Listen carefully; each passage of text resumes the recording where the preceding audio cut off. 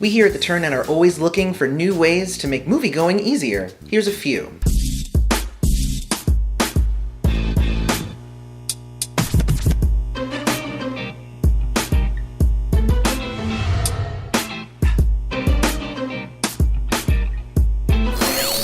Welcome to the Turnout. I'm your host, Aloy. There's nothing like seeing an epic blockbuster, dramatic romance, or hilarious comedy on the big screen, especially with an audience of people there sharing your experience. And yes, the small screen seems to compete more and more each year, but there is still merit in going to the movies. And the Turnout is here to help you. We're going to go through some of the major pitfalls, 4 of them to be exact, and also provide some solutions for them. But first, be sure to subscribe to the channel.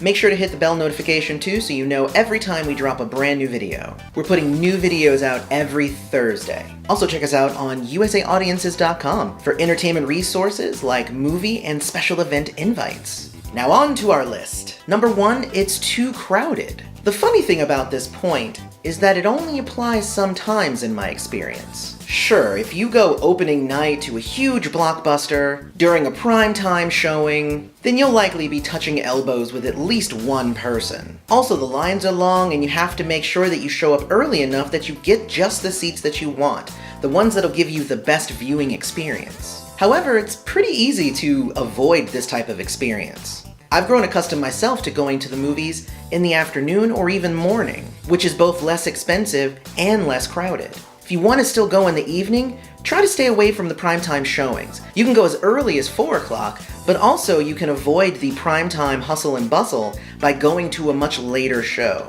I saw Black Panther opening weekend to a crowd that was a couple dozen, and it's because we went to a 10:30 showing, avoiding the crowds, avoiding the lines, and me and my wife got to sit exactly where we wanted to. The second issue a lot of people have are theater acoustics. Now we know that there are a lot of people with sensitivity issues. Sometimes the lights are too dim or too bright, but for most people, the movies are just too loud. It's something that seems to surprise me every time I go to the movies, as if I didn't just complain about how loud the speakers are the last time I went. But I also get why it's set up that way. The sound is there to make sure it drowns out any outside chatter. Also, it hooks you in and keeps your attention on what's going on in the screen. Then again, it can be a bit much at times. Great thing, however, is that a lot of theaters have sensitivity showings of a lot of their major movies. During these showings, the lights are left on, the movie isn't as loud, and it allows you to kind of just chill and experience the movie on your own terms. My oldest son is autistic, so I've gone to a few of these things with him and his classmates.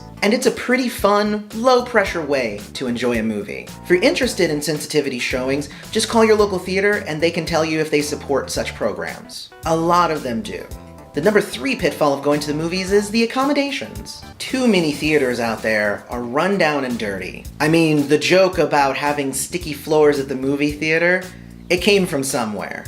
But in this day and age, there are a lot of theaters who are changing up accommodations and trying to make it a better experience for us moviegoers. This can include better walkway lighting, cleaner establishments, and just all-around better service from the employees. Theaters are making big changes to try and attract new audiences to their establishment. So my pro tip here, don't just go to the movie theater that's closest to you. Sure, if you're in a small town, you might be limited in your choices, but most major cities have 4 to 6 movie theaters, and you may have to drive a little bit further, but you'll get the experience that you want. Maybe you like the cushy seats and oversized cup holders. Or maybe you like it when you have a server come serve you your chicken tenders while you're watching an epic fight scene. Or maybe you like that small, quaint movie theater that shows indie films. There are experiences out there for everyone, even people with kids.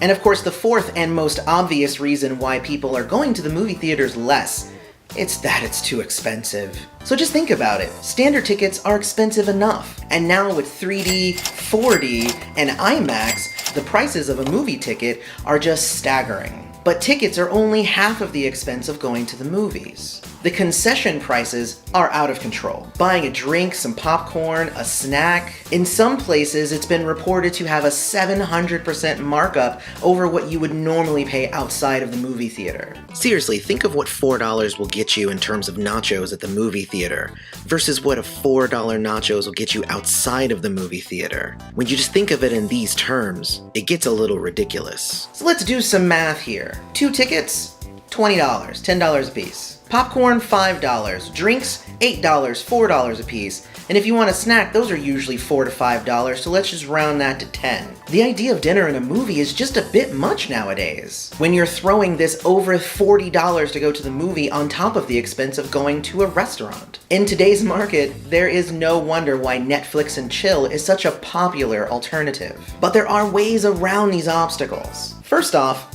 and yeah, you're not supposed to do this, but you can bring in drinks and snacks from outside. But obviously don't actually do this, right? Wink wink.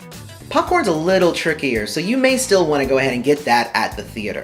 For the cost of tickets, if you followed my advice from earlier, then you're already going to save because you're going to go see an earlier show. That's a quick way to save a few bucks. Don't forget that some theaters and entire theater chains also have reward programs, such as the Magical Movie Rewards, the Stubbs Rewards, Fandango Rewards, Imagine Rewards, and obviously the one we all like to make fun of, Movie Pass. Each of these can be a way for frequent moviegoers to save a lot of money along the way. A lot of movie theaters also give discounts if you go see movies on certain days. Again, just call up your local theater, the one that you want to go to, and see if they have any specials on certain days. Going out to the movies shouldn't break the bank. Alright, so those were my 4 pitfalls for going to the movies and 4 solutions for those pitfalls. Let me know what you think, and also tell me about the last movie you saw at the theater, and rate your movie-going experience on a scale from 1 to 5. I want to know. If you liked this video, don't forget to hit like, remember to subscribe to the channel, and share this video with anybody who's an avid moviegoer and wants to see the tradition last. And with that said,